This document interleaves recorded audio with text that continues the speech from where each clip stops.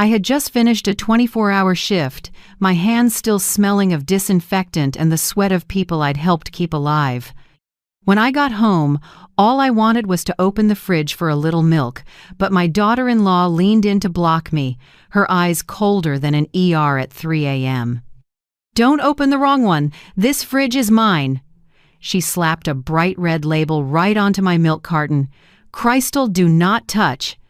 Behind her, Tyler, the son I raised on cup noodles during night shifts, murmured, "Mom, from now on, please buy your own stuff." I froze. The two people I loved most now spoke to me like I was a stranger. My daughter-in-law turned away, her voice light as ice water on my heart. "Next month, you should find a place that fits your age. We need quiet." The house I bought with countless overnight shifts suddenly felt foreign. I didn't cry, didn't argue. I just felt something drop and shatter inside my chest. I went to my room, locked the door, and opened the safe deed to the house. Savings book, provisional will, all intact. I smiled faintly. They think I'm weak? Fine. In a few weeks she'll be begging me to open that fridge door, and when that day comes, I'll be the only one holding the key to this house. If you're still listening, tell me where you're watching from. Every comment you leave is another mark in this journey. And if this story has touched you, don't forget to hit like so it can reach even further. My name is Marion Blake, 67, an emergency nurse with over 40 years at St. Mary's Hospital in San Antonio, Texas. I've watched people wrestle with life and death and learned to stay calm inside chaos. But I never imagined the worst pain wouldn't come from the ER. It would come from my own kitchen. I used to believe that after my husband died in a construction accident, every sacrifice was worth it. Tyler, the skinny asthmatic boy, grew up and had a family of his own. I just wanted to help them start smooth, share my roof so they could save and build a dream. But now, that very home is where I'm being pushed out. I went to my room, took off my shoes, and sat on the edge of the bed. The oak floor still smelled clean, but inside I was ice cold. I pulled out my phone and took photos. The red label on the milk, on the butter, even on an orange in the fridge. "Crystal, do not touch," slanted, messy letters, as if she were marking territory. I saved everything, not for revenge, but because my gut told me I'd need proof. From the kitchen I heard Crystal, "Marion, next time remember to buy your own. People pay for what they use." "No, Mom, no. Mrs. Blake, just Marion, bare and empty, like I was a renter." I answered quietly, "All right." My reply was soft as a breath, but inside, something was shifting, slow, steady, and burning. That night, I sat on my bed remembering 20 years ago, holding feverish Tyler in my arms through a brutal asthma attack, running through rain to borrow money for medicine, living on instant noodles for 3 months to make payments on this little house, the house that now holds both the couple and my humiliation. I used to think my son's happiness was enough. But is a mother's love meant to be trampled like this? Around 8 o'clock, Crystal called from the living room. "Mom, I'm making steak tonight. Oh, and I'm thinking of selling your SUV, okay? The cash can help us go to Miami next month." I stepped out and saw her in the warm light, stirring the pan like she'd said something ordinary. I didn't say a word. I just smiled, went back to the office, locked the door, opened the safe, and checked every paper. The deed was in my name, savings, retirement accounts, provisional will, everything intact. I closed the safe, the metal click like a silent promise. From now on, no one touches what I built. At dinner, Crystal set the table and called Tyler down. I sat quietly, listening to them talk about trips and lavish plans, as if money fell from the sky. Tyler glanced at me and said softly, "Mom, Crystal and I are trying to create some privacy. Maybe you should consider renting. Somewhere quieter and more comfortable for your age." "Privacy?" I repeated, my voice sounding like someone else's. He avoided my eyes and looked to Crystal. She gave a triumphant smile, speared the steak, and chewed slowly, like she'd just wrapped a perfect surgery. After dinner, I washed dishes in silence. Hot water ran over my cracked hands, and I thought about how many times these hands had held the dying and told them, "You're going to be okay." Tonight, I needed those words more than anyone. Night fell. The house went still. I lay listening to the wind against the window. Then a small sound made me open my eyes, the rip of tape. I stepped softly into the hallway and peeked into the kitchen. Crystal was peeling old labels and sticking new ones onto pots, pans, and plates. Each ash-K of tape felt like it sliced my skin. I went back to my room, sat at the desk, and opened a small notebook. On the first page I wrote, "Journal starting today. Everything they say and do, I'll record." Not for revenge, but to protect the truth. I texted Nora Patel, my longtime nurse friend. "Nora, can you swap shifts next week? I need 2 days free for family matters." Nora replied almost at once. "Of course, Marian, are you okay?" I stared at the message, pressed my lips together. Not yet, but soon. Before sleep, I opened the closet and took out one of Tyler's old shirts, the tiny superhero tee I'd saved from when he was 8. I pressed it to my chest. Tears welled but didn't fall. "Son, I've protected you all your life," I whispered. "Maybe it's time I protect myself." The nightlight cast a soft gold on the wall. Outside, the wind hissed through the oaks. I checked the clock. The hour hand had just touched midnight. In that moment, I could see the road I'd take. Silence tonight. Reasoned counterattack tomorrow. I spoke to myself like a vow. Silence tonight is the lever for tomorrow. Then I turned off the spancer. Light and lay down, my hands still smelling of disinfectant, my heart heavy. But in the middle of that pain, a small flame flickered, weak but stubborn. If I've survived hundreds of life or death shifts, I'll survive this house. The next morning, Texas sunlight slanted across the kitchen window. I started toward the bathroom to wash my hair and stopped. On the shampoo bottle I'd used for years was a small pink strip of tape, neat marker letters, "Crystal, do not share." I looked at the towel shelf. Paper towels and laundry detergent had the same labels. Even the hand soap pump was wrapped with a note stamped "Owned." Crystal stood in the kitchen, hair in a bun, coffee in hand, smiling thinly.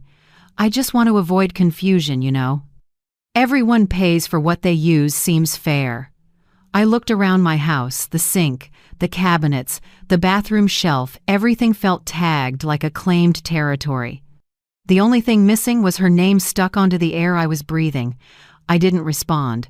I poured a glass of water, drank it down, and went straight out to the yard.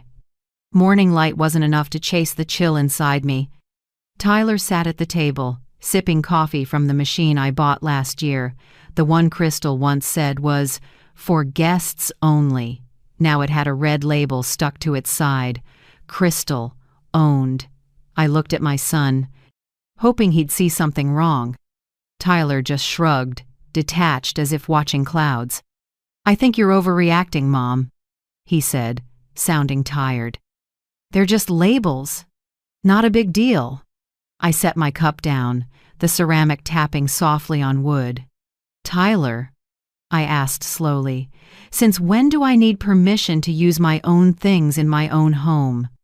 He wouldn't meet my eyes. "Crystal just wants clarity. You know how she is organized, likes everything neat." I smiled the smile of someone who already sees the crack in the wall. "Organized?" I said. "You're right, but sometimes people label things to own them, not to tidy them." Tyler went quiet. I turned away and said nothing more. At noon, when Crystal left for work, I gathered the kitchen trash to take outside.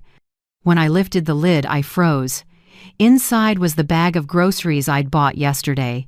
Milk, eggs, produce everything unopened, tossed in whole. On the bag, in thick black marker, expired unsafe. I checked the milk. The date was a week out. Lettuce still green, eggs uncracked, not expired, intentionally discarded. I took a deep breath and snapped photos of everything. What I felt wasn't pain anymore, it was cold. Cold like an early morning OR when they prep to cut, except this time, the thing being cut out of a life was me. That afternoon, I took a small USB drive thin as a coin and buried it in the flour jar on the kitchen shelf. It held all my photos, recordings, and receipts, every piece of proof of the labels they'd stuck on my life. I didn't know exactly how I'd use it, but I knew this. If the truth ever got twisted, that USB would speak for me. Toward evening, as I started dinner, Crystal clicked in from the door, her heels crisp on the wood. "Marion," she said loudly, "we need to be clear. Whoever pays decides. You get that, right? I work all day. I can't cover everything." I turned and looked straight at her. "So tell me who's been paying the electric, water, and internet for the last 3 months." She frowned but kept the sugary tone. "You're forgetting we all live together." I only smiled. Not because it was funny, because I'd heard the confidence of someone who doesn't know where she's standing. After she went upstairs, I opened a drawer and pulled out the stack of bills. Power, water, internet, every one, in the name of Marion Blake. I started counting. Nearly $420 a month, 3 months straight, all from my account. I wrote the totals in my notebook and drew a red line under, "Who's the real payer?" That night, taking trash out, I ran into Mrs. Gutierrez, my next-door neighbor of over 10 years. She was watering her roses, looked up at me with a careful sympathy. "Marion," she said softly, "I don't want to meddle, but I heard Crystal telling someone she's moving you into senior living because it's cleaner and easier to manage." I stood still, my hand tightening on the trash bag. "She actually said that?" She nodded, a little hesitant. "I thought you should know. Young people forget we still have the right to decide." I thanked her, tried to smile, but my chest felt as hollow as the trash bag I'd just dropped. That night I sat by the window, streetlight leaking through the thin curtains. Tyler and Crystal were asleep, but her perfume lingered in the house, cold and cloying, like something fake. I scrolled back to an old message from Nora Patel. "Marion, you should meet my friend attorney Avery Chen. She handles homeowner rights and unlawful occupancy." I typed quickly, "Avery, this is Marion Blake, a friend of Nora Patel's. I need to meet about a matter involving property and homeownership rights." After I hit send, I stared at the screen for a long moment, not because I hesitated, but because I knew the real game was starting now. Near midnight, I turned on the living room light. The house was so quiet I could hear the clock tick. I knelt, pulled back the small rug under the coffee table, and lifted the floorboard section I'd built years ago for important papers. Beneath was a hidden compartment, wrapped tight in plastic. I took every original house deed, insurance, bank books, and put them inside. I left only copies and harmless papers in the safe. I closed the hatch and slid the rug back. The wood's dry click was firm and final. Sitting up, I looked around the room, every corner, every bulb, every item still mine, even if someone else was trying to stick their name on every spoon. I exhaled slowly and whispered to myself, "You want to seize? I'll show you how soft takeover turns into a hard counter." Outside, the night wind rattled the oaks, leaves tapping the window like a warning. But I wasn't afraid anymore. I've lived through 4 decades of ambulance sirens, watched life slip through my fingers, and still stood up. A woman like me, who has handed breath back to so many, won't be shoved out of her own home by a few labels. I turned off the light and walked back to my room, strangely calm. Tomorrow, I'll meet Avery Chen. Tonight, I'll write 1 sentence in my notebook to remember. When someone slaps "do not touch" on my things, they've just touched the last limit of my patience. I closed the notebook, set down the pen, and smiled. Outside, it was still dark, but I knew morning would come, and this time, the light would lean my way. The next morning, the house was pin-drop quiet. Crystal left early. Tyler was still asleep. I took the chance to tidy the living room, a habit I kept, even though no one thanked me for it anymore. Sunlight slipped through the curtains onto the coffee table where Tyler had left his laptop and a mess of papers I was only going to dust, but when I pulled the drawer, a small catch sound stopped me. Something was jammed. I tilted my head and pulled harder. The drawer slid halfway out, revealing a bundle of papers stuffed in fast. On top was a stack of receipts from hotels, restaurants, and fashion boutiques in Austin and Dallas. The amounts: $620, $980, even $2,300 at a jewelry store. All under the name Tyler Blake, signed by him. My heart pounded. Tyler's pay couldn't cover this. I sat down and carefully sorted each sheet. In the pile, I found a handwritten loan note on yellowing paper with both our signatures. Tyler Blake borrows $35,000 from Marion Blake to open and firefight auto garage. Repayment term: 24 months, starting June 2022. The corner still showed the ballpoint dent from the day I signed, my hand trembling with emotion. I remembered it clearly: Tyler's birthday, his hug, "I'll make you proud, Mom." I'd cashed out part of my retirement early to help him. 2 years later, the garage never opened, and the money never returned. I clenched the paper, then smoothed it flat on the table. Right beneath it, a glossy flyer for a luxury downtown condo with a red circle around, "Deposit once Mom's house is sold." I stared at that line, the room's air thinning. Next to it, a printed text thread. Crystal must have printed it to strategize with Tyler. "Crystal, don't push too hard. Let her feel cramped and then transfer. The more she fights, the more alert she gets." Tyler: "I know, but she seems suspicious. Crystal, leave it to me. An old nurse won't hold a house when no one needs her." I put a hand to my chest to steady my breath. Every word felt like a cold blade. I read them again, hoping I was wrong, but no, my son had planned with his wife how to edge his own mother out of her house. I leaned back and stared at the ceiling. Noon light bleached everything out. In my head, one small voice: "Don't lose your composure, Marion. Don't let them see you break." I took my phone, photographed every page, every line. Then I put everything back exactly as it was, careful as if I'd never touched it. Before closing the drawer, I saw an unsealed white envelope in the corner. I eased it open: 2 comped dinner for 2 cards to a high-end restaurant. No need to guess who the 2 were. I stood, slid the drawer shut. My hands were cold, but strangely not shaking. The sharp pain in my chest was still there, but it didn't drag me down. It pushed me to stand upright. I walked straight onto the porch and drew a long breath. The oaks out front swayed, leaves whispering, sun dappling. The steps. I remembered the day Tyler moved in with Crystal. They said they wanted to help me feel less lonely, that my house was too big, wasted on one person. I believed them. I opened my door, my heart, and my bank account. And now, the very people I welcomed in want to shut the door on me. Around midday, I called attorney Avery Chen, the one Nora had mentioned. Her voice over the phone was light but firm, the calm of someone familiar with family property fights. "Mrs. Blake," Avery said, "the most important thing now is to stay calm and keep your evidence safe. Don't confront them. Don't say anything that tips them off. I've photographed everything," I said. "Texts, receipts, the loan note. Good. Back it up in multiple places. If you can, send me copies via secure email. We'll meet tomorrow at 9 a.m. in my office."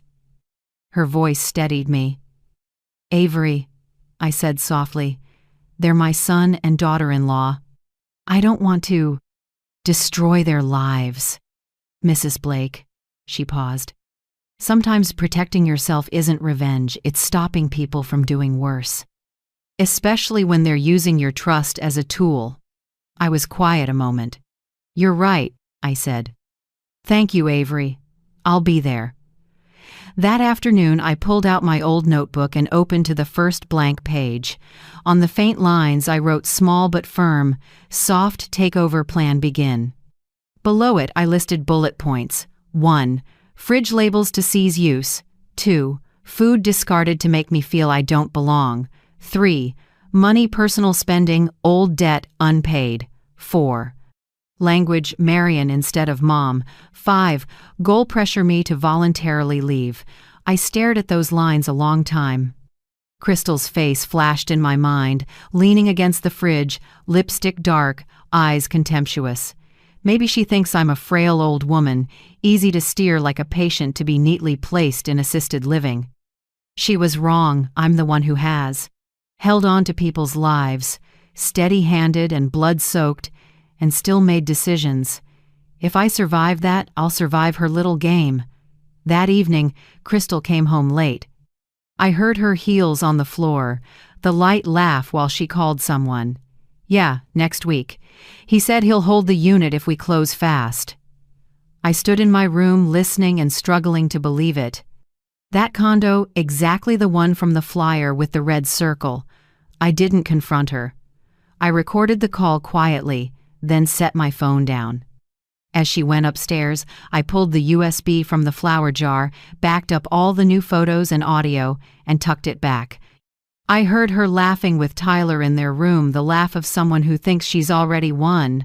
What they didn't know was the real fight hadn't even started. Late that night, I sat on my bed with a mug of mint tea. I looked at my hands, the ones that had held surgical tools, and steadied so many lives now trembling because of my own son.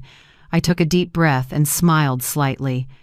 Not because it didn't hurt, but because I knew I still had strength to push back. I picked up my phone and texted Avery. I have clear evidence.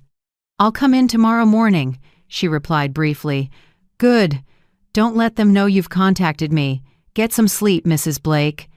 Tomorrow will be long. I set the phone down and looked around the quiet room. Outside, the night wind gently moved the curtain. I touched my notebook, where the words, "soft takeover plan," were still fresh. My heart still ached, but my hands had stopped shaking. I turned on the small lamp and wrote one last line. Tomorrow morning, meet Avery Chen, 9 a.m. This will be the starting point. I closed the notebook, set it by my pillow, and lay down. The clock ticked steadily. Inside me, nothing felt chaotic anymore, only a steady silence. They think I'm just a gentle old woman, easy to shoo away like an old knick-knack, but they'll soon learn that. Inside me is still a nurse who has fought death and has never lost. I closed my eyes and let the darkness hold me. Tomorrow, everything begins. And this time, I'm the one in control. The next morning, I woke earlier than usual.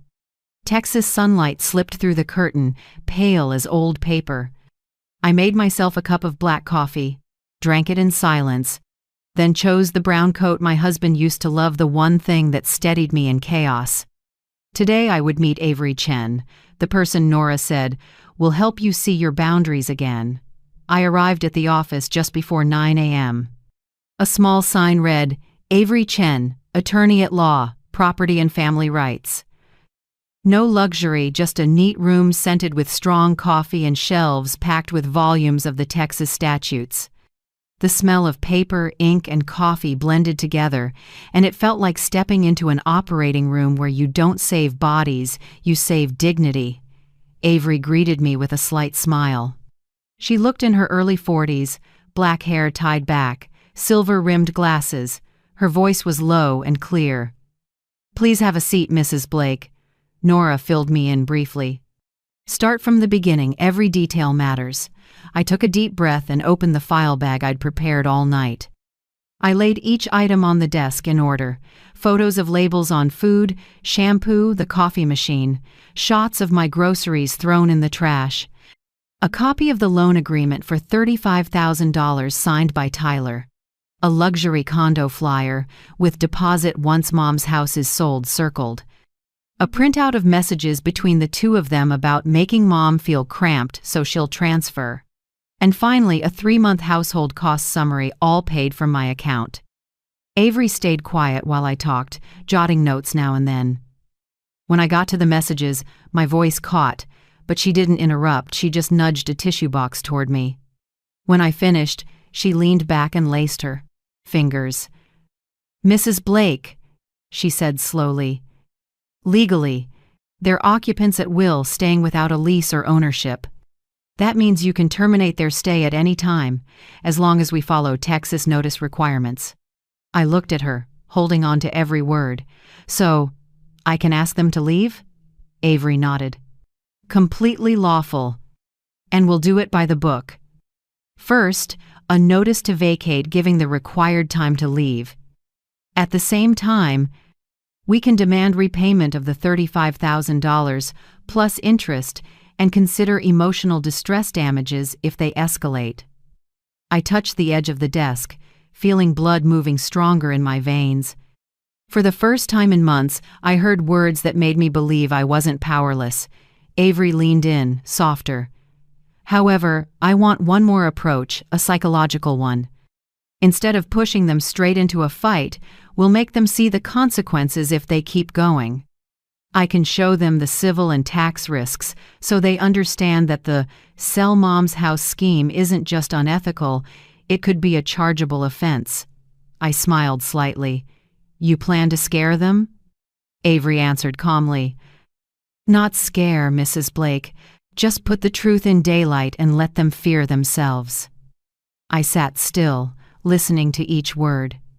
Most of my life I've been an observer of patients, people, pain. I knew she was right. Sometimes people don't stop out of kindness.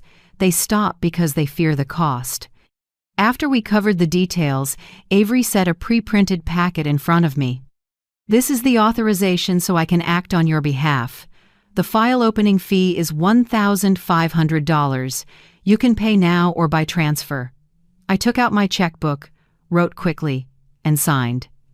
When I set the pen down, my hand was steady, a rare feeling since my husband died.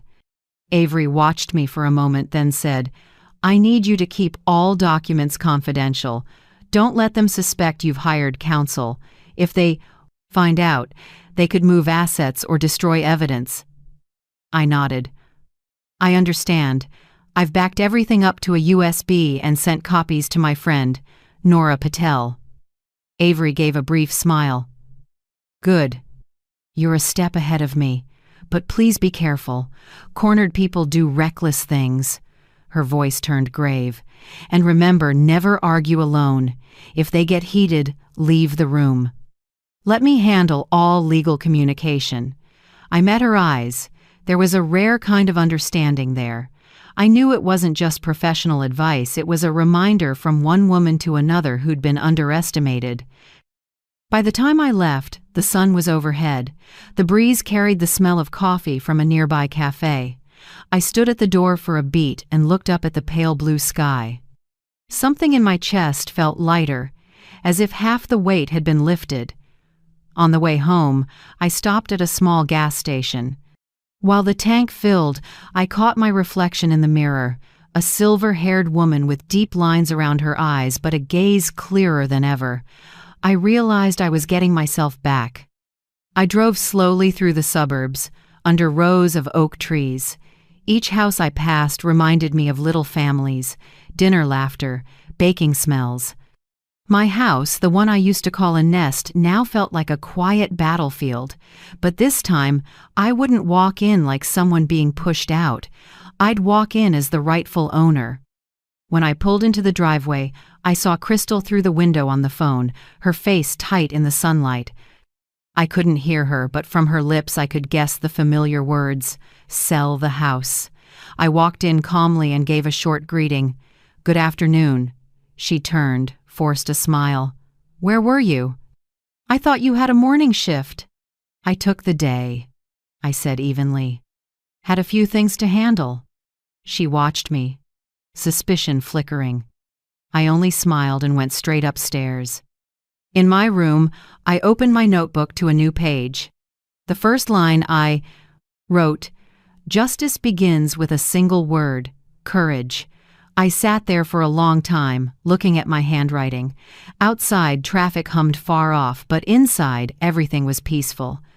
It had been a long time since I felt this, not the peace of resignation, but the peace of someone preparing a counterstrike. I sent Nora a short text. "Nora, if anything happens, you're the second keeper of the files, okay?" She replied almost instantly, "Count on it. I'm here, Marion." I set the phone down and leaned back in the chair. The scent of coffee lingered on my coat, reminding me of the morning at Avery's where for the first time in months I felt heard. By late afternoon, the sunset washed the window rose gold. I stepped onto the porch and sat in my husband's old rocker. In the quiet air, I heard wind in the leaves and kids playing ball next door. I sipped tea, warmth spreading slowly through me. Tomorrow, Avery would start drafting the eviction notice. I knew the road wouldn't be easy, but at least I'd taken the first steps on my own feet. No more crying in silence. No more waiting for rescue. I smiled, the first true smile in weeks of humiliation, because I finally understood something simple that took a lifetime to learn. No one protects me better than I do. That evening, rain came out of nowhere. First storm of May speckling the yard, streetlights shimmering on wet concrete. I was about to make tea when I heard a car at the gate. A shiny black SUV stopped at the curb. The doors opened, and I saw Crystal's parents, Mr. and Mrs. Hansen, step out, dignified, dressed like they were heading to a board meeting. Crystal followed, arm draped loosely around Tyler's shoulder, voice sweet as syrup. "Mom, my parents want to stop by for a quick talk tonight." I checked the clock, 7:48 p.m. No appointment, no heads up. I only nodded slightly. "All right," I said. "Come in." Mrs. Hansen smiled politely, eyes sweeping the living room like she was inspecting a property to purchase. Mr. Hansen, tall, silver hair cut neat, sat down and spoke right away. "Marion, we're not here to judge. We're here to talk like adults." I poured tea and handed cups around. "I also prefer straightforward conversations," I said evenly. Crystal sat close to Tyler, fingers interlaced, eyes glinting with calculation. I knew she'd prepped a script. "Marion, Mrs. Hansen began, we know living with young people can be hard, especially across generations. But maybe you should consider a more comfortable option." She paused for a sip, then smiled. "A high-end assisted living community. Nurses, doctors, attentive caregivers. Very good for seniors' health." I kept quiet, looking at each of them. "What about this house?" I asked slowly. Crystal jumped in, like she'd been waiting. "Tyler and I will stay. We can manage it, maintenance, upkeep, keeping things tidy. You won't have to worry about anything, just rest." "Who pays for maintenance, taxes, insurance?" I asked softly, almost a whisper. No one answered. Tyler's eyes slid straight to Crystal. Mrs. Hansen dabbed her forehead with a tissue. Mr. Hansen gave a polite little cough. "Let the kids handle that," Crystal cut in. "You know those costs aren't much. What matters is your peace and having care." I smiled lightly. "Peace?" I repeated. "Yes, I like peace too." I stood to refill the teapot. As I did, I subtly pressed the record button on my smartwatch, the one I wear on shifts. I kept my voice even, deliberately clearer. "So, what you're suggesting is that I move out of this house into assisted living, and you two stay to manage it? Did I hear that right?" The room stalled a beat. Crystal pressed her lips together. "Mrs. Hansen tilted her head, voice sweet as sugar with poison under it. "Marion, no one's forcing you. We only want what's best. At your age, taking care of yourself is the priority." That line kept ringing in my head, colder than the rain outside. Have you ever heard someone say, "It's for your own good," when what they really wanted was something that belongs to you? Share how that felt in the comments. I truly want to know what you think when you hear those words. I nodded, poured everyone more tea, and said slowly, "Thank you. I'll consider it." Those 3 words softened the room. Crystal looked relieved, like she thought I was giving in. Tyler stayed silent, wringing his hands. Each time he seemed about to speak, he stopped every time I looked at him. His eyes dropped. "Mister." Hanson braced his hands on his knees, keeping it courteous. "You know, my daughter only wants to help. She worries you're lonely and tired. Assisted living is modern now. There's a pool, gardens. You'll like it." I smiled. "I'm sure. But the question is, who truly cares about my health?" No one answered. Only the wall clock ticked through the thick air. I looked at each face and saw the cracks forming in their patience. Finally, I stood and set the teapot down gently. "It's late. Thank you for coming by. I'll think about your suggestion." They stood, gathered their bags, still speaking politely. But when Crystal reached the door, I saw her eyes cold, sharp like someone who just placed a chess piece perfectly. When the door closed, the house fell quiet. Only the rain on the porch faded. I walked into the kitchen and looked around. The red labels still clung to pan lids, spice jars, the coffee machine. I stood still for a moment, then raised my hand and peeled them off. 1, 2, 3. Paper tore softly in the hush. I took them all fridge to shelves, erasing every trace of that soft takeover they'd staged. When I pulled the last one from the stainless soup pot, a strange feeling spread through my chest. Not anger, not joy, a return taking back what was already mine. I scooped the labels into a small trash bag, tied it tight, and tossed it out. The rain was still light, the wind cool, but a small, steady flame burned inside me. Back at the table, I picked up my phone. Avery had texted, "Notary has an opening Saturday morning, 10 a.m. I reserved it if you agree."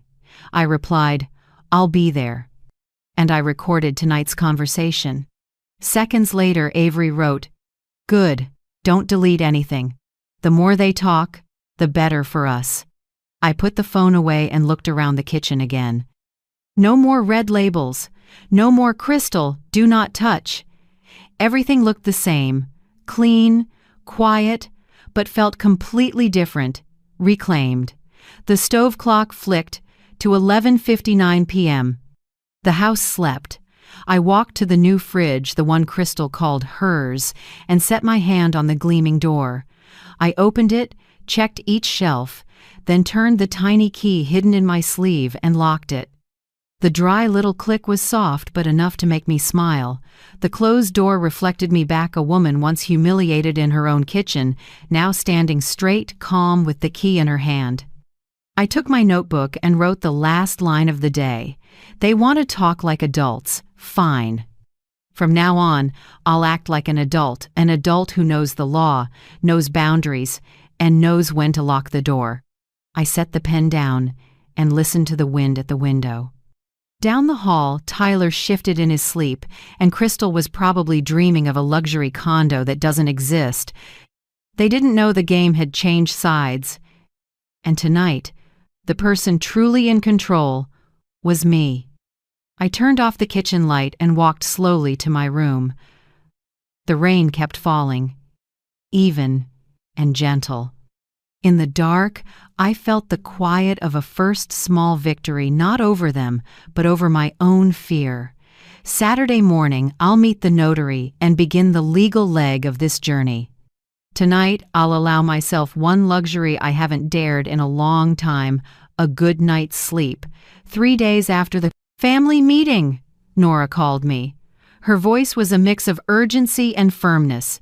"Marion, I spoke with a friend, a forensic accountant who used to work for the IRS. Send him the account screenshots you copied from Tyler's computer. He'll review them carefully and keep you anonymous." I hesitated. Part of me wanted to keep this at a civil level. But the other part, the one that had watched my son change and been humiliated in my own kitchen, knew it was time to learn the truth, however dirty. I sent the files through the secure email Avery set up. 3 days later, the report came back. I opened it and read slowly, line by line. In Tyler's transactions, there were repeating deposits from a source called Sable Consulting Agency, exactly 14 days apart, each for $2,800. The accountant wrote briefly, "This agency does not exist in the tax database, likely a shell entity issuing fake invoices for money laundering or tax evasion. If audited, the recipient is directly liable." I sat still. The room seemed to shrink, the air heavy with my son's guilt. I read it again, hoping my eyes were wrong, but no, the numbers were real, cold, and unforgivable. I leaned back, hands over my face, anger and pity tangled in my throat. I'd sacrificed my life so Tyler wouldn't grow up in scarcity, and now he'd stepped into a dangerous gray zone for ambition. I called Avery. She picked up right away, calm. "Mrs. Blake, I've reviewed the report Nora sent. If accurate, Tyler could be implicated in tax fraud. Penalties can be severe, even criminal if the IRS opens a case." I swallowed. "I don't want my son to go to prison." Avery paused for a few seconds, then spoke gently. "I understand. We won't use this to harm, but to persuade. This will be our strategic lever to show them that if they insist, they risk not only the house, but their freedom." I stayed silent. It took me nearly a full minute. Before I could answer, "Okay, do it your way." That night, I spread every document across the table: photos, receipts, messages, a copy of the loan agreement, the financial report. Each sheet was a small shard of truth fit together. They formed a picture of greed. I opened my notebook and marked the timeline. February, they started sticking labels: "Crystal, do not touch." March, the food I bought was thrown out. April, Crystal told Tyler to let Mom feel cramped so she'll transfer. May, the Hanson family came to push me into assisted living. Now, the discovery of illegal money flows. I named this file set the Truth Dossier. Dry title maybe, but to me it was an oath. I printed 3 sets, one for me, one for Avery, one for Nora. Each packet was clipped with the list of audio files, photos, and receipts. When the printer stopped, I slipped each set into a plastic folder, labeled by hand, my hands barely trembling, and steadying as I went. Paper wasn't just evidence, it was the line between me and injustice. Night fell, and the house was so quiet I could hear wind seeping through the door jamb. I sat in the living room. The warm lamp threw my shadow long across the wall. Suddenly, an argument erupted upstairs. Crystal's voice was sharp and high. "Don't you get it? I can't live like this forever. If this doesn't get done, I'm gone, Tyler." Tyler sounded worn out, almost pleading. "Crystal, keep it down. Mom can hear us."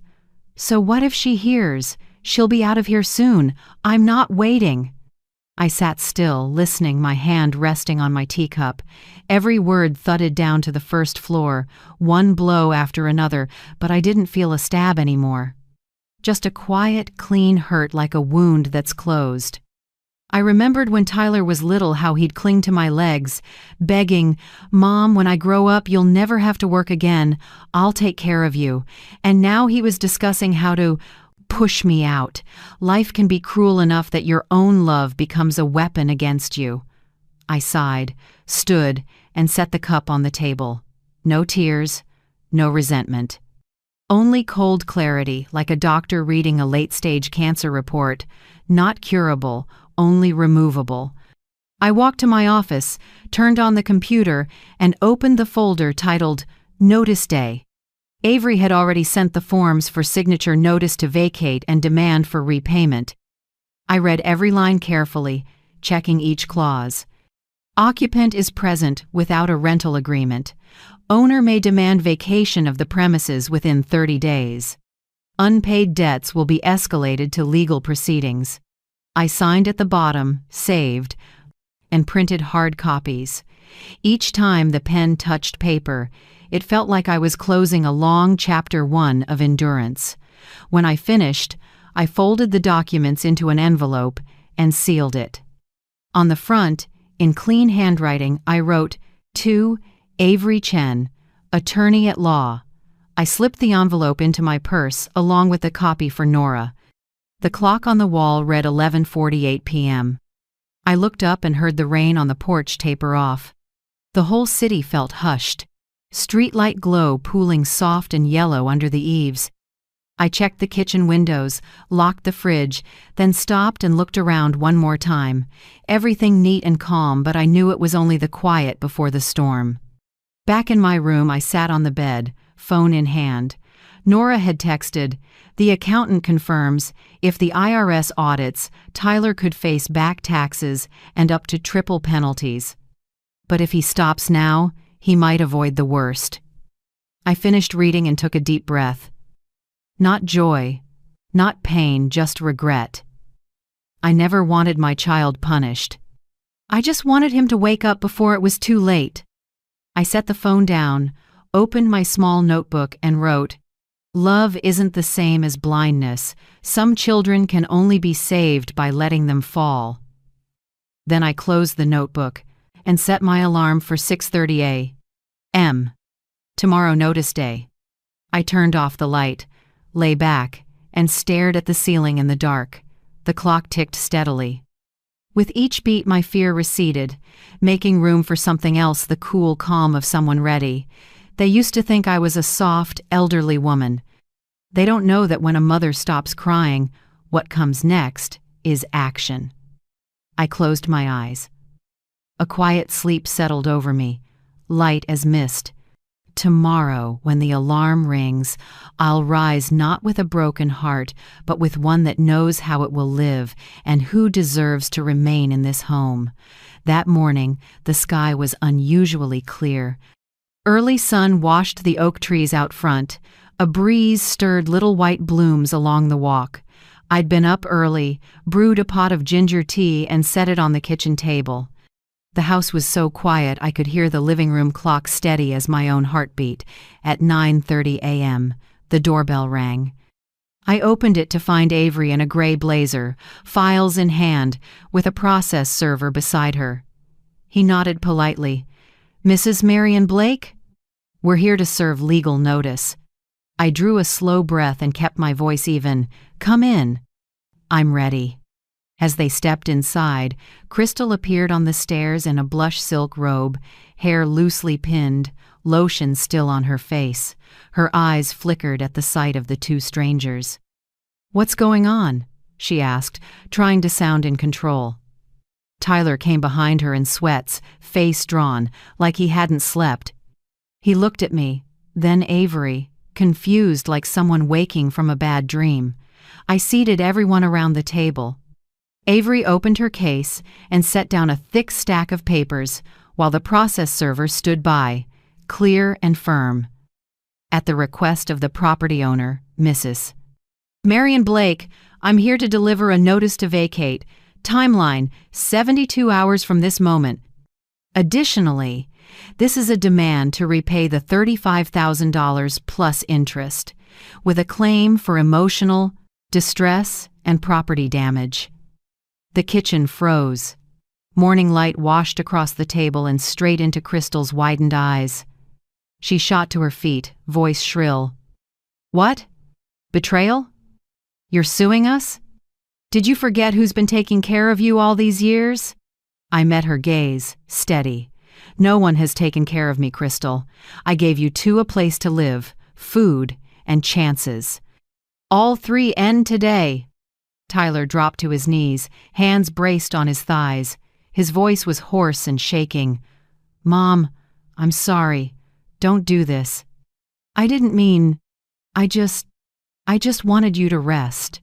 I looked at my son, the man I once carried when he was sick, the knees I bandaged when he fell off his bike. Now he knelt before me not out of love but fear of losing a crutch. "Tyler," I said, light but precise, "you've had thousands of chances to tell the truth, to change, to start over. You chose to ignore them all. Don't apologize to me, apologize to yourself." He bowed his head, tears hit the tile. Crystal slammed her hand on the table. "Enough!" She's bluffing. No court lets you throw family out like this. Avery stood, voice cool and cutting. Under Texas law, a person staying without a lease can be required to vacate within 72 hours if properly noticed. All documents here are notarized, with copies filed at the court. If you or your husband wish to contest this, we'll see you at the Bexar County hearing. Crystal went pale and stepped back. You'll regret doing this to your own son, she hissed. I stood, answering calmly. I've regretted enough, mostly that I didn't do it sooner. 15 minutes later, when Avery and the process server left, the house felt thick with silence. No one spoke. I stood by the counter holding a cold cup of tea and watched Crystal gather her phone, wallet, and any small thing she claimed was hers. Tyler came down the stairs, dazed. Mom, at least give me some time. Cut in. You have 72 hours. And if you're truly sorry, you'll use those 72 hours to sort out your life, not to beg me to withdraw the filing. The front door opened, and, unexpectedly, Crystal's parents walked in. Same polished look, same superior tone. Mr. Hansen spoke first, no greeting. Marion, what is this? Our daughter says you're threatening to throw them out. This is an abuse of power.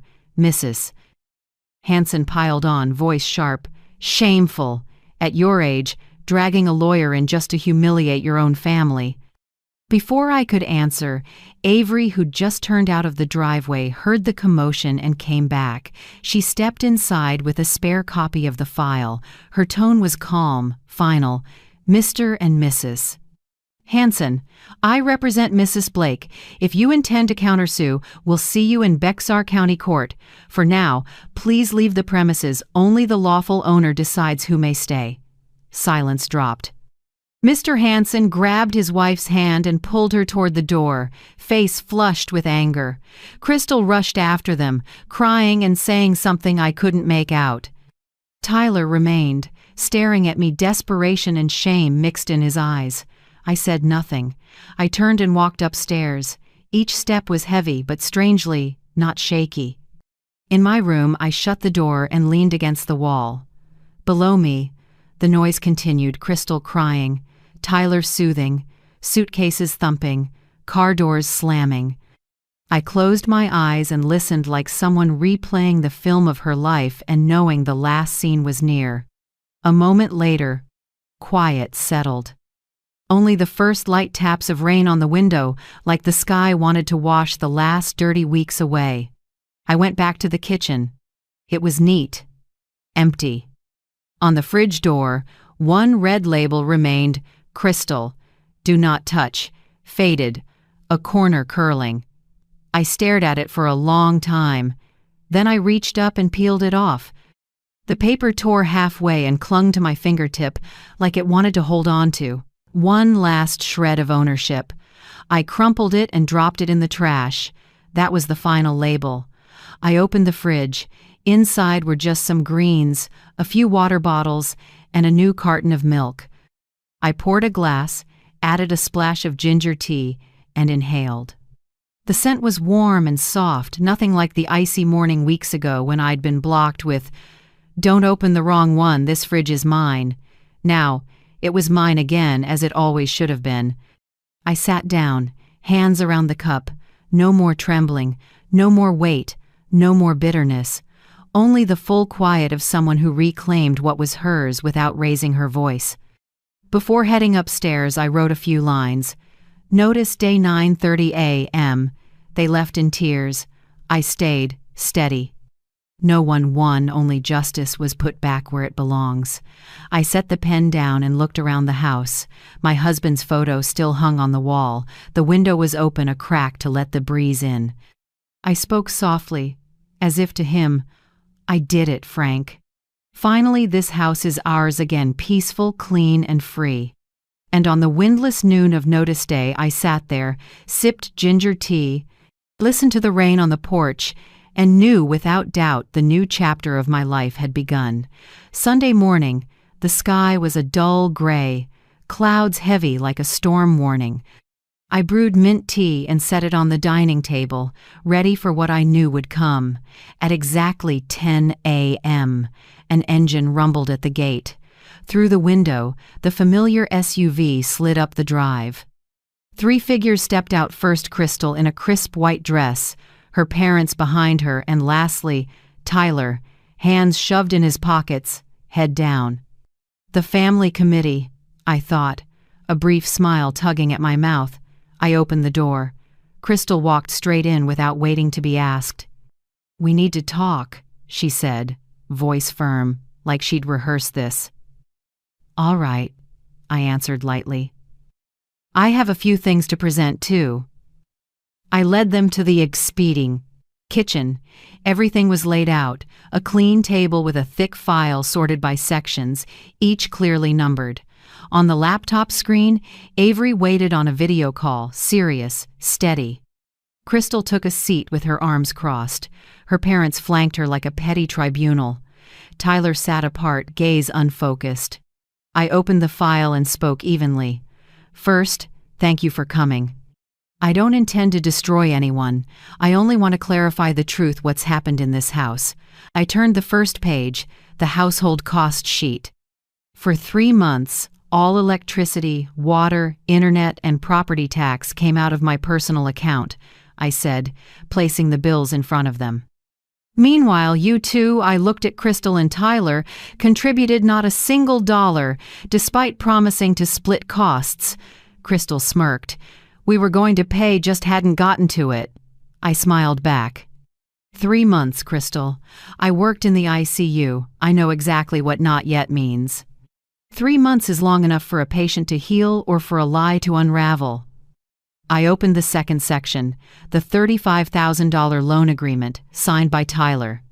"This is the money my son borrowed 2 years ago to open a garage. No payments, no interest, not even an apology." Tyler closed his eyes. I heard a hard breath leave him. Next section, the messages and the luxury condo flyer. The line circled, "Deposit once mom's house is sold." "And this," I said, voice still even, "is proof you two plotted to sell my property while I'm alive." Mrs. Hanson shot to her feet, voice shrill. "Marion, how dare you invade my daughter's privacy? This is a family matter." Avery spoke immediately from the screen, voice like a clean blade. "Ma'am, when someone plans to sell another person's property, it isn't private, it's civil fraud. If reported, authorities can initiate a financial investigation." Mr. Hanson frowned, ready to push back, but Avery continued, calm as if reading statute. "And if we submit evidence of deposits from Sable Consulting Agency, the IRS can get involved. Then every undeclared dollar, every fake invoice, everything gets audited." The room froze. Crystal turned to Tyler and whispered, "How did she find out about that?" Tyler said nothing. Fear filled his eyes. I spoke low and steady. "Tyler, I don't want you in prison, but I won't cover for you anymore. You've gone too far, and if you don't stop, the person who saves you this time won't be me." Tyler dropped his head. "Mom, I'm sorry. I was wrong." His voice shook, a lost child's. Crystal scraped her chair back, the legs screeching across the floor. "Enough. She just wants to humiliate us. All her life she's controlled everything. Now she's using the law to win. You call that fair?" I looked at her, cold. "It's not the law that helps me win. It's the truth that keeps me standing." Crystal barked a hard laugh. "Truth? You're a bossy old woman playing victim." I simply said, softly, "You can say anything you like, but by Tuesday, 5 p.m., this house must be empty." The sentence landed like a judge's gavel. Tyler broke down and Crystal slammed her palm on the table, flinging her wedding ring metal clinking hard on wood. "I'm not staying here another minute." Her parents stood, voices sharp. "We won't let this go. You think people will believe a tyrant old lady over our daughter? We'll take this to social media and show everyone your true face." I didn't answer. I slid my smartwatch from my pocket, tapped a small button. The red light blinked. I said slowly, This conversation is being recorded. Please continue if you'd like more evidence. The room dropped into absolute silence. Mr. Hanson, flustered, tugged his wife toward the door. Crystal glanced around, eyes darting. Tyler stayed in his chair, shoulders shaking. I looked at my son and spoke softly. Tyler, you can go with them, or you can stay, but only if you take responsibility. I'm not covering for anyone anymore. He lifted his head, eyes wet, voice tight. I don't deserve it, but I want to make it right. I nodded without adding more. I know real remorse isn't in promises, it's in what you do after you've lost everything. Avery spoke from the screen, closing out the family meeting. Reminder, you have 72 hours left to vacate the house. After that, the legal filings go to the court. Crystal stood, wiped her tears, but her voice stayed venomous. Just wait. You'll die regretting it in this empty house. I only smiled, light as a breath. No, Crystal, this house was never empty. It was just missing honesty. When the door slammed, an engine roared to life out on the street. I stood still for a few seconds, then exhaled slowly. The air in the house felt lighter, as if even the wind knew who had just left. I turned to the dining table, where the wedding ring Crystal had thrown still lay, catching a weak glint of light. I didn't touch it. I just looked at it, the last symbol of a marriage built on lies. Avery was still on the screen, a small smile on her face. You okay? I'm okay, I answered, my voice low but firm. I haven't felt this calm in a long time. Good work, Marion, Avery said. I'll keep monitoring, and remember, keep the doors locked. Don't forget Tuesday, 5 p.m. I won't forget, I said. I shut the laptop, slid the file into a drawer, and sat at the table. A breeze drifted through the doorway, carrying damp earth and a hint of mint tea. I picked up my phone and texted Avery a short line. Please leave Tyler a way out if he takes responsibility. I set the phone down and leaned back in my chair. Outside, the sky was still overcast, but something inside me felt bright in a strange way, not the light of winning, but the light of final peace.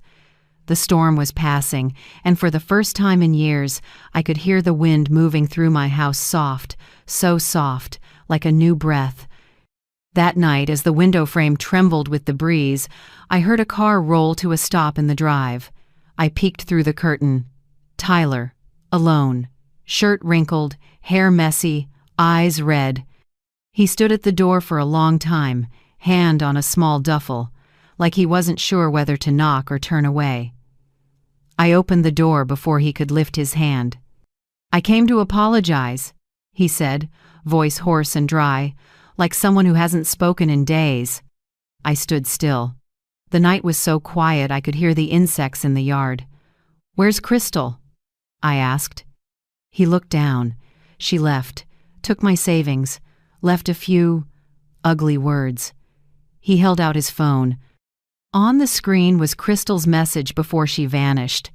I'm not living with a coward who kneels to his mommy. Stay there and suck up that old air. I glanced and pushed the phone back. Don't show me anything that makes your heart heavier. Tyler sniffed, trying to swallow a sob.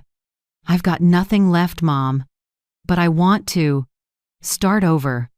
I know I was wrong. I need you to give me 7 days. Just 7 days to clear my head, find a job, quit drinking, then I'll go. I'll pay room money, pay back every dollar. I'm not asking for forgiveness. I'm asking to fix it. I looked at my son, the man I once carried through fevers, standing in front of me like a lost boy. In the warm porch light, I saw his hands shaking. Part fear, part alcohol withdrawal. Come in, I said slowly. But this time, I have 4 conditions. He raised his eyes, hope and fear mixed together. I brought him to the kitchen and poured us both ginger tea. First, I said, for 7 days here, not a single drop of alcohol. If you crave it, call me, or step into the yard for air, but don't hide. Second, you will send out resumes and look for work. Every expense, phone, gas, meals, you cover yourself. I won't stop you, but I won't pay.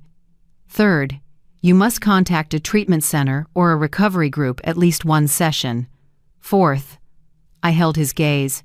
Each night, you write down 3 things you did right that day. You don't have to show me. Just be honest with yourself. Tyler nodded, eyes red. I promise. I took a blank sheet and wrote the 4 conditions, then signed at the bottom. If you truly want to start over, sign it. This isn't a mom and son deal, it's an agreement between 2 adults. He signed with a shaky hand. When he set the pen down, tears fell on the paper's edge, blurring a small patch. I folded it and slipped it into a file, like laying a new foundation after a storm has torn the house apart. The next morning I was up early and found Tyler sitting on the porch, staring at the pale gray sky with a cup of black coffee in front of him. No smell of booze, just coffee and mist. "Did you send out resumes?" I asked. "I did. 2 places at building supply stores, 1 at an auto shop. They said they'll take a look." I nodded, no praise, no scolding. I set a sandwich and a glass of water on the table, breakfast for someone trying to fix himself. That evening he came home late. I heard dishes being washed, running water, light clinks, patient and quiet. I stepped into the doorway, about to speak, then didn't. I just asked, "What did you do right today?" He met my eyes and smiled a little. "I didn't drink." "That's enough," I said, smiling back. Day 2 passed gently. I worked in the yard and Tyler cleaned out the garage where beer cans and dried paint once piled up. He bagged trash, scrubbed the floor, hung my late husband's old tools, lining each one neatly. In the afternoon, Mrs. Gutierrez from next door brought over a warm apple loaf. "I hear your boy is back," she said, setting it on the counter. "Good for you. Sometimes the crack is where the light gets in." I poured tea and we sat on the porch, watching the sun sink behind the oaks. She told me, "My son was an addict too, Marion. I once thought he was lost for good, but 4 years now sober, back at work helping others. I know you're feeling afraid to hope because you've been disappointed too much." I looked at Tyler in the backyard, bent over picking up trash, tall, alone. I don't know how far he'll go, but for the first time in months, he's quiet, and the quiet isn't hostile anymore. Mrs. Gutierrez smiled softly. Silence is the first sound of change. On the 3rd night, under the warm yellow lights, I opened Frank's keepsake box. A photo of him grinning with a saw, a stopped old watch, a few letters he wrote me when we were young. In one letter, the line he used to say, "Discipline is love in its hard form. The one who teaches a child with discipline loves that child the most." My fingers trembled. Now I understood. Some love doesn't arrive as a hug, it arrives as a boundary, as the courage to say no at the right time. I folded the letter back into the box. No tears, just warmth, like Frank standing somewhere nearby, smiling. On the 4th morning, I woke to sounds in the kitchen. Tyler was cooking eggs, wearing an old apron, face clearer than I'd seen in a long time. "You're up?" he said, sounding relieved. "I've got good news." I sat, poured tea. "What is it?" "The building supply store by the gas station called. They want to interview me this afternoon, maybe start me on a trial shift. They need someone who can fix tools and organize the warehouse. I've done it before, so they're giving me a shot." I looked at him, said nothing at first. Then I nodded and smiled. "Good. That means you can start over." Tyler's eyes brightened, lips trembling like he was trying to hold on to belief. "I know, and I won't let you down again." I stood and set my hand on his shoulder. The hand that once shook with anger now felt light. "Don't promise. Just live each day the way you wrote in that agreement. When you keep your word to yourself, you won't have to fear letting anyone down." He nodded, eyes shining. In the afternoon, as he left, I watched from the window. A breeze carried the smell of coffee from the corner shop. Sunlight slanted gold across the yard. I sat in Frank's old rocker and opened my small notebook. In the bottom corner of the last page I wrote, "When someone breaks, don't rush to bury them. They might be learning how to mend." I closed the notebook and looked toward the road, where Tyler walked with his back straight, job papers in hand. For the first time in months, his stride didn't look heavy. It looked like a man beginning again for real. Inside me, no tears, just a gentle, spreading warmth. Hope. That morning, sunlight slipped through the thin curtains and laid a soft gold across the floor. I was making coffee when a motorcycle buzzed and cut off in the drive. Tyler came in with dust on his shirt, a little sun-browned, but his eyes were clear, the light I hadn't seen in years. "I got the job, Mom," he said, breathless and grinning. "The building supply store hired me full-time. Starting pay isn't much, but enough for a small room near work. I think it's time I stand on my own." I set my cup down, stunned for a few seconds. "Really? Really?" He nodded, handing me the new contract. Cheap paper, but I looked at it like a diploma from life. Tyler pulled a worn brown envelope from his pocket and placed it on the table. "I know I owe you too much, but I want to start paying you back, even if it's small." I opened it. $500, 5 crisp bills laid flat. "100 is room money for these past days," he said, "and 400 is the first repayment. And—" he pulled out a folded sheet, hands shaking as he handed it to me. "This is the repayment plan I wrote. $400 a month, increasing as I get raises. You can check anytime." I held the paper and read each clumsy, crooked line, careful and sincere. At the bottom, under Repayment Plan, Tyler had signed, "Your son, Tyler Blake." I looked up at him. In an instant, every image returned. The blonde little boy with a toy truck. The teenager who'd promised, "I'll take care of you." The grown man who had kneeled in tears. All of them blending into one this time, standing on his own 2 feet. I set the envelope down, stepped forward, and hugged him. He went still, then hugged back, his hands shaking not from fear, but relief. I whispered, barely loud enough for us both, "You don't have to pay it all back, Tyler. Just don't repeat it." He gave a small smile and nodded, voice rough. "I get it. But you always said grown-ups take responsibility. I'm learning to be a grown-up now." That night we cooked our first dinner together, and maybe the last under the same roof, in the true sense. I made rice. Tyler marinated chicken, the same honey-grilled chicken he loved as a boy, only now my hands are more lined and his are calloused. The smell of roasting chicken filled the kitchen, blending with the simmering pot, the chop of the knife, and the light laughter of 2 people learning to begin again. I realized that after everything, motherhood hadn't vanished. It had just needed to be cleaned of anger and fear.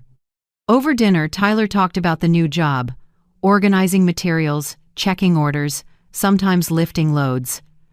"Not as exhausting as lying every day," he said with a smile between bites. I stayed quiet, watched him eat with a steady appetite, and felt something strange rise up. Pride, sadness, and peace together. "You know," I said, "the day you were born, I thought my job was to keep you safe forever. Turns out parenting is learning to let go without letting go." Tyler looked up, eyes serious and gentle. "I think you did both, Mom." Monday morning, the air was clear after a light night rain. Tyler's friend's pickup eased into the drive. His buddy Nate, tall, lean, kind face, hopped out to help load a few small boxes. Everything Tyler owned fit into 4 boxes: clothes, some tools, an old photo of me and Frank, and the watch I gave him at 18. Watching it, I felt both ache and ease. Neighbors gathered along the porch. Mrs. Gutierrez came over with a coffee. "Moving day?"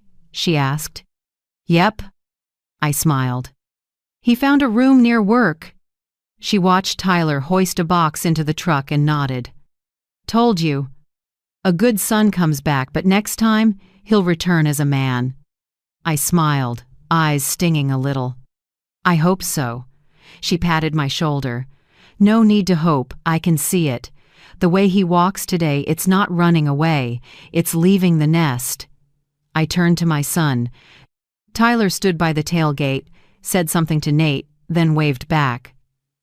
I'll call every week, he said. And I'll send the money on time. Eat a real breakfast. Mom don't just drink coffee, I joked back. And you do your laundry. There's no invisible mother at that room. We both laughed. It drifted light on the breeze, no resentment, no guilt. As the truck rolled away, I stood watching for a long time. No tears, just a gentle, warm space like the breath you release after a storm. I went inside and locked the door behind me. The house was still, but not lonely. Everything as it should be. Tidy kitchen, shining table, the scent of grilled chicken still hanging faintly. I brewed a small pot of tea, poured it into a porcelain cup, and sat by the window. On the table lay Tyler's handwritten repayment plan. I read it again and paused at the last line. I can't pay back everything I took, but I will repay with time by living right. I smiled softly, brushing a finger over his messy signature. Maybe, sometimes, growing up isn't a fancy apology. It's a smudged sheet of paper and a small envelope of honest effort. Near dusk, I watered the flowers on the porch. The last light turned the yard honey gold. A mild breeze, damp earth, and roses in the air. Traffic hummed far off, and my heart felt as calm as a still lake. Mrs. Gutierrez came by again with a basket. For you, she said. Banana bread I just baked, best eaten when your mind has finally settled. I took it, smiling. You always know exactly when I need something. She sat beside me, looking at the quiet porch. Strange, isn't it? When the kids leave, the house is emptier, but the heart is lighter. I nodded, sipped tea. Because we know this time they're leaving not to run, but to find their way. She looked at me kindly. You did the right thing not rescuing, but teaching him to rescue himself. I chuckled softly and looked up at the peach-colored sky. Frank would be proud. I finally learned to love the way he taught disciplined but kind. When the sun slipped away, I latched the gate and went inside. Warm air, golden light. I went upstairs, changed into pajamas, and pulled the curtains. On the table, the family photo still stood, Frank, me, and Tyler at his 10th birthday, grinning over the cake. I traced the glass and whispered, I kept the promise, Frank. Our boy is standing on his own again. I turned off the light and lay down. No doors slamming, no heavy footsteps, no sighs through the wall, just the wind threading the roofline, as steady as breath. That night, for the first time in months, I slept through. No dreams, no jolts awake. Just the rare peace of a mother who finally learned that letting go doesn't mean losing your child, it means giving him the chance to find himself. 6 months have passed since Tyler left the nest. The house that once echoed with fights now holds only the tick of the clock and the light drift of coffee each morning. I slowed down and did the things I'd put off from exhaustion, changed the curtains, repainted the kitchen, planted a row of white roses along the porch. When the wind blows, the petals flutter as if someone is whispering, "It's okay now, Marion, it's okay." In the mornings, I usually head out to the garden early, trim the dead stems, spread fresh compost, and water with the old can Frank used. Sometimes, when the sun hits the spout just right, the light refracts into a tiny rainbow. I look at it and feel weightless, a piece I hadn't touched in years. Every Sunday, Tyler comes by, right on time, like clockwork. He drives a small pickup, stops at the gate, and taps the horn twice, our little signal. Each time, I open the door, already catching the smell of fresh bread from down the street. "I brought bread from the shop near my place," he says, lifting a still warm paper bag. "Baked this morning. Which kind do you want, Mom?" "Any kind you pick," I answer. And he always smiles. Tyler has changed a lot, not just in how he looks neater, healthier, but in how he talks, how he sees people. His eyes don't dodge or shrink anymore. He's become a man who knows when to feel ashamed and when to feel proud. Each month, Tyler sends $400 to $500 steady with a short text. Picked up some extra shifts this month, sending $500. He also includes a photo of his pay stub, not to show off, but to prove to himself he's keeping his word. I never demand anything. I just save those messages, month by month, like a ledger of my son's growing up. One fall afternoon, Tyler showed up with someone. A young woman with brown hair tied back, a beige sweater, and a gentle smile. "Mom," Tyler said, "this is Lena Brooks. She works at the bakery near me. She knows I owe you a lot, and she wanted to thank the person who taught me how to grow up." Lena offered her hand, her voice soft. "I've heard a lot about you. From Tyler. I just want to say, without you, I don't think he'd be standing here." I looked at her, no heavy makeup, clear eyes. Something about her made me trust her immediately. Not because she's pretty, but because her gaze looked exactly like mine at 20, when I still believed kindness never goes out of style. Dinner that day felt unusually warm. Lena helped set the table. Tyler did the dishes. When he finished, he whispered, "She's nothing like Crystal, right, Mom?" I smiled. "Don't compare. Just remember, someone who truly loves you won't ask you to tear your mother down to prove anything." He nodded, eyes deep and steady. A week later, I got a text from Crystal. I was wrong. "I want to talk. Will Tyler forgive me?" I read it and didn't reply. I wasn't angry anymore. There was nothing left to say. I just took a screenshot and sent it to Tyler, no comment. An hour later, my son wrote back. I said thank you, but no. "Thanks for staying silent, Mom." I cried when I read that. Not out of spite, but because someone who once knelt in weakness could now stand tall without me holding him up. At the end of the month, I went to attorney Avery Chen's office to update my will. Avery smiled when she saw me. "You look different than 6 months ago." "Maybe because I've learned what's worth keeping," I said. I asked to add a clause. Establish the Frank Blake Nursing Scholarship Fund for nursing students in hardship.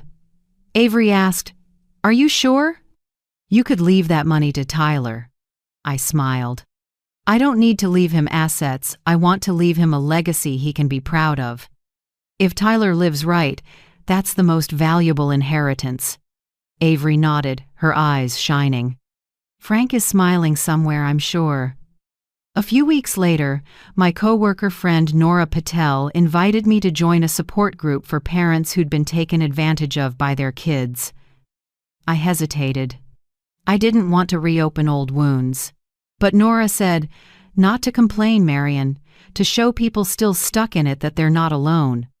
So I went. Small room, about 10 people every age. Some had their homes taken over, some had been drained to nothing. When it was my turn, I kept it short. My son once slapped labels on the fridge and tried to push me out of my own house. Today, that same son calls me Mom with a voice of a man who understands gratitude. The room went quiet, then filled with gentle applause. I didn't cry, but my heart warmed. For the first time, I told my story without shame, only freedom. One December evening, Texas went dark with a sudden outage. The whole block lost power. I dug up a few old candles and lit the kitchen. The flames danced on the walls, lighting up every corner cracks I'd patched, things I once feared to look at. I sat down, poured tea, and let the candlelight fall across Frank's photo. The house was so quiet I could hear the rain tapping the roof. In that moment I realized I'd gotten it all back, not the things, but my peace and my self-respect. I picked up my phone and texted Avery, "Thank you. Because of you, the door to life stayed open for both me and my son. That door doesn't just lead out, it leads back to our own hearts." Avery replied right away, "I only helped a little. You're the one who opened it, Marion." I set the phone down and smiled in the candlelight. The next morning, with sunlight cutting through the window, I got up early to prep Sunday lunch. In the pot was gumbo, Tyler's childhood favorite. I cooked slowly, stirred steadily, listening to the soft bubble while the radio played Frank's old jazz. I looked around the freshly painted kitchen, the clean curtains, the roses blooming on the porch. No more red labels on the fridge, no more orders barked at me, no more fear in my own home, just me and what I choose to keep. Memory, kindness, and freedom. When the clock struck 11, I heard a car at the gate. Tyler right on time, as always. I wiped my hands and opened the door. My son stepped in, bringing the smell of wind and a warm smile. "Gumbo?" I could smell it from the corner. He grinned. I laughed. "Yep, where's the bread you promised?" He raised the bag. "Right here, your favorite." We set the table together. I looked at my son, calm eyes, straight shoulders, a real smile. 6 months ago, I thought I'd lost him for good. Now I had my son back and a friend, a man who knows gratitude and how to love the right way. As I sat down, I said quietly to myself, "Frank, you see it, right? The house is peaceful again. Both of us made it back from the old ashes." I ladled Tyler the first bowl of gumbo, steam curling up in rich ribbons. Outside, the sun lit the white roses along the porch, round blooms, pure and fragrant. And in that moment I understood, happiness doesn't come from what we hold on to, but from what we dare to let go of so we can find ourselves again. Sunday lunch that day filled the house with voices for the first time in years. The oak table wore a white lace cloth, and the gumbo's scent lingered in the air. Tyler, Lina, Nora, and Mrs. Gutierrez, everyone was there, sharing a meal that seemed ordinary but held an entire journey of forgiveness. Lina helped plate dessert, Nora brought apple cider, and Tyler fumbled around looking for a place to stash the plastic containers.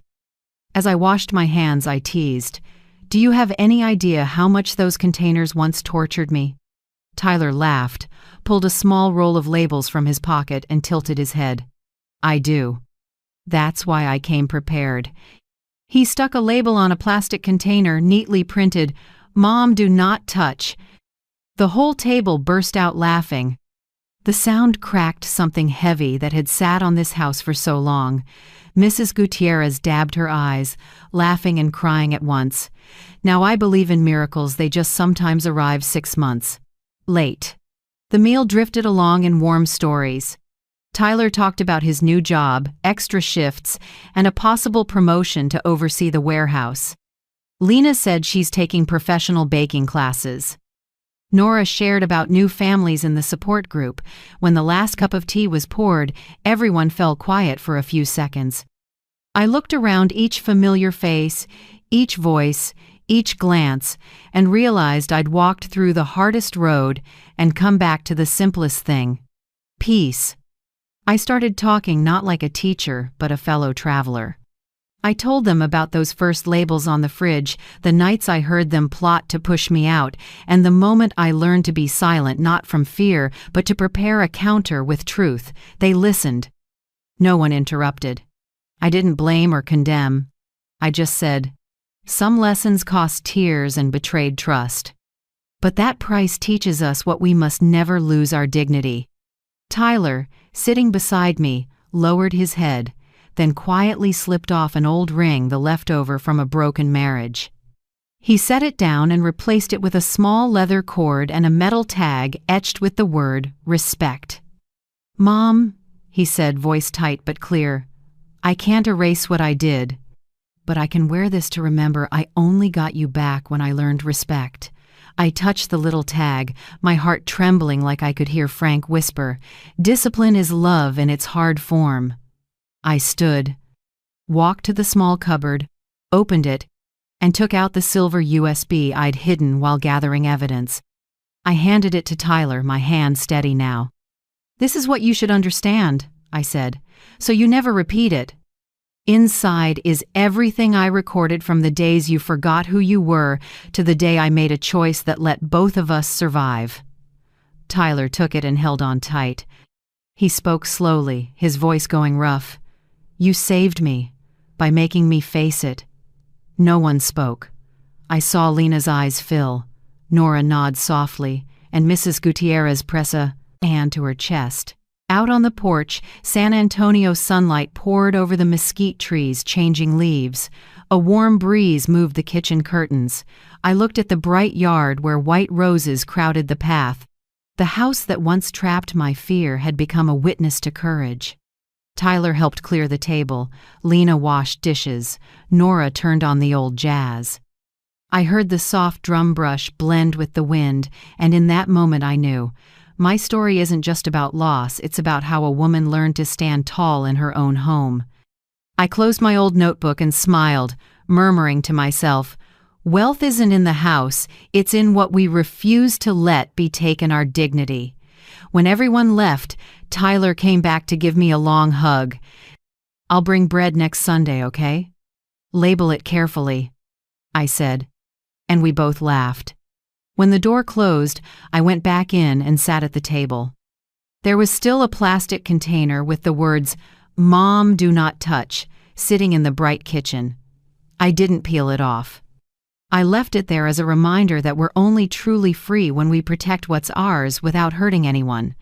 I sat by the window, watched the sunset wash across the wall, and thought about the people hearing this story maybe far away, in a quiet home where they were made to believe they had no worth.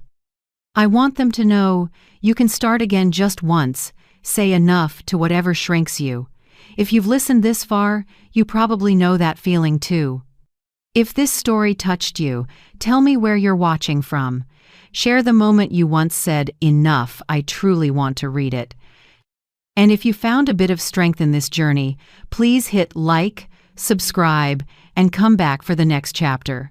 Thank you for staying to the very end. Because sometimes, all it takes is one person listening for people like me, people once pushed to the margins to feel a little less alone in our own lives. I turned off the lights and let the soft evening glow spill through the window. Outside, the San Antonio breeze moved again, brushing past the white roses, and I knew that this time it was moving through a house with dignity.